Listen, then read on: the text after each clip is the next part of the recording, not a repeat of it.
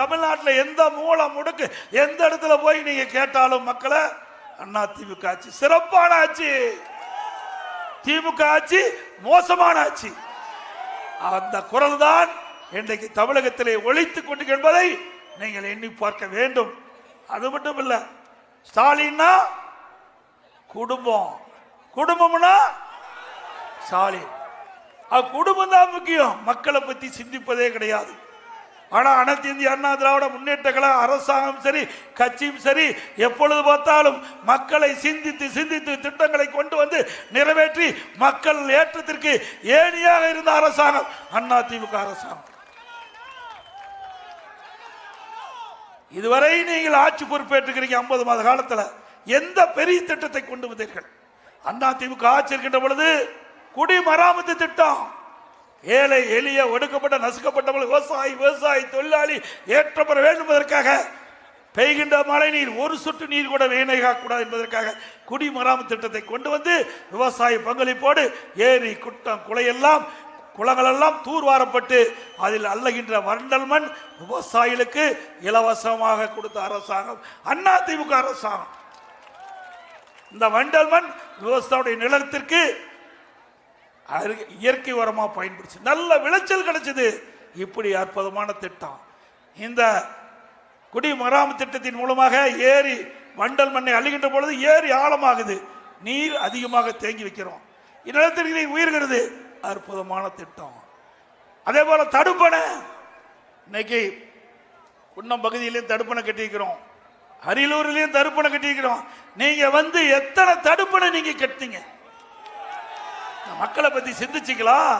இது ஒரு வறட்சியான பகுதி, நிலத்தடி நீர் தேவை. இந்த விவசாயிகளுக்கு, விவசாய மக்களுக்கு, தொழிலாளருக்கு அப்பதான் இந்த விவசாயி செழிக்கு, விவசாய தொழிலாளிக்கு வேலை கிடைக்கும். அண்ணா திமுக ஆட்சியில் நிறைய தடுப்பணையை கட்டி கொடுத்து நிலத்தடி நீர் உயர்த்தி மக்களை வாழ வைத்த அரசாங்கம் அண்ணா திமுக அரசாங்கம். அது மட்டுமல்ல, இன்றைக்கு ஏழை எளிய மக்கள் நிறைந்த பகுதி, கிராம பகுதி, அந்த பகுதியில் இருக்கிற மக்களுக்கு ஏதாவது நோய்வாய்ப்பட்டா அங்கேயே சிகிச்சை அளிக்கக்கூடியதற்காக, சிகிச்சை அளிப்பதற்காக அம்மா மினிக்கிள்ளை கொண்டு வந்தோம். அம்மா மினிக்கிள்ளை கொண்டு வந்தோம். அந்த அத்தனை ஏழைகளுக்காக கொண்டு வந்த திட்டம். அதற்கு அந்த பகுதியில் நோய்வாய்ப்பட்டா அங்க இருக்கிற அம்மா மினிக்கிள்ளைக்கு போய் சிகிச்சை பெற்றலாம். அது ஒரு எம்பிபிஎஸ் டாக்டர், ஒரு நர்ஸு, ஒரு உதவியாளர் நாங்கள் அமைக்கப்பட்டு அந்த திட்டத்தை கொண்டாந்தோம். அரசியல் காழ்ப்புணர்ச்சியின் காரணமாக ஏழைகளுக்கு கொடுக்கின்ற அந்த வைத்தியத்தை கூட பொறுக்க முடியாத முதலமைச்சர் இன்றைய முதலமைச்சர் ஸ்டாலின். நீங்க என்ன ஏழைக்கு செய்ய போற? அது மட்டுமில்ல, எங்கே நீட் தேர்வில் அருமை சகோதரி அனிதா அவர்கள் மரணம் அடைஞ்சாங்க. அப்ப என்ன சொன்னீங்க? எடப்பாடி பழனிசாமி நீட் தேர்வில் கவனம் செலுத்தலீங்க. திமுக ஆட்சிக்கு வந்தா கொடுத்த முதலமைச்சர் இன்றைய முதலமைச்சர் ஸ்டாலின் கொடுத்து விட்ட 50 மாத கால ஆட்சி. நீட் தேர்வு என்ன ஆச்சு என்று இளைஞர்கள், பெற்றோர் கேட்கிறாங்க, மாணவர்கள் கேட்கிறாங்க. இந்த ஆட்சிக்கு வந்த பிறகு, இந்த திமுக ஆட்சிக்கு வந்த பிறகு 24 பேர் இறந்திருக்கிறாங்க. நீட் தேர்வு தோல்வியடைந்த காரணம் முழு பொறுப்பு ஸ்டாலின் ஏற்க வேண்டும். உங்களுடைய பேச்சை நம்பித்தான் நம்முடைய மாணவர்கள் எதிர்நோக்கி கொண்டிருந்தாங்க. ஆகா, திரு ஸ்டாலின் முதலமைச்சர் ஆயிட்டார், தேர்தல் நேரத்தில் வாக்குறுதி கொடுத்துட்டார், ஆட்சிக்கு வந்தவுடன் நீட் தேர்வு ரத்து, முதல் கையெழுத்து என்று அப்படின்னு எதிர்பார்த்த மாணவர்களுக்கு ஏமாற்றம் தான் மிச்சம். 24 உயிர்கள் இழந்ததற்கு காரணம் இன்றைய முதலமைச்சர் ஸ்டாலின் அவர்கள்.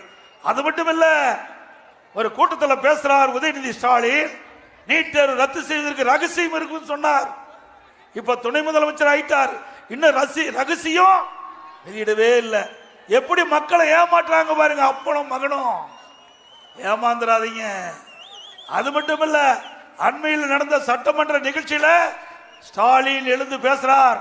நீட் தேர்வு என்ன ஆச்சுன்னு நான் கேட்ட கேள்விக்கு, இனி எங்களால ஒன்றும் செய்ய முடியாது, உச்ச நீதிமன்றத்தில் தீர்ப்பு வந்த காரணத்தினால எங்களால நீட் தேர்வில் ரத்து செய்ய இயலாது என்று சொன்ன முதலமைச்சர் இன்றைய முதலமைச்சர் ஸ்டாலின். அப்படின்னு எதுக்கு போய் பேசுறீங்க? எதுக்கு பொய்யான வாக்குறுதி நாட்டு மக்களுக்கு கொடுத்தீங்க? மாணவர்களையும் இளைஞர்களையும் பெற்றோர்களையும் ஏமாற்றி வாக்குகளை பெற்று ஆட்சிக்கு வந்தது இன்றைக்கு அப்படியே அந்த பல்ட்டி அடிச்சிட்டார். நாங்களும் இதைத்தான் சொன்னோம். நான் முதலமைச்சர் இருக்கும் போது இதுதான் சொன்னேன். உச்சநீதிமன்றத்தில் தீர்ப்பு வந்து விட்டது. அதனால நாம் நீட் தேர்வை ரத்து செய்ய முடியாத நிலையில் இருக்கிறோம். எப்படியாவது நீட் தேர்வு இருந்து தமிழகத்துக்கு விலக்கு அளிக்க வேண்டும் என்று தொடர்ந்து வலியுறுத்திய கட்சி அதிமுக கட்சி.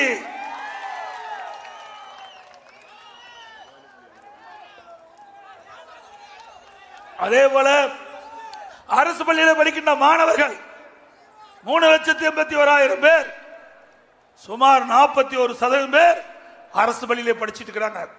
இந்த அரசு பள்ளியில் படிக்கின்ற மாணவர்கள் சாதாரண விவசாயி தொழிலாளி மகன், ஏழை தொழிலாளி மகன், விவசாயி மகன், நடுத்தர குடும்பத்தில் இருக்கிறதா அரசு பள்ளியை படிக்கிறாங்க. அந்த மாணவனுடைய கனவு மருத்துவராக வேண்டும்.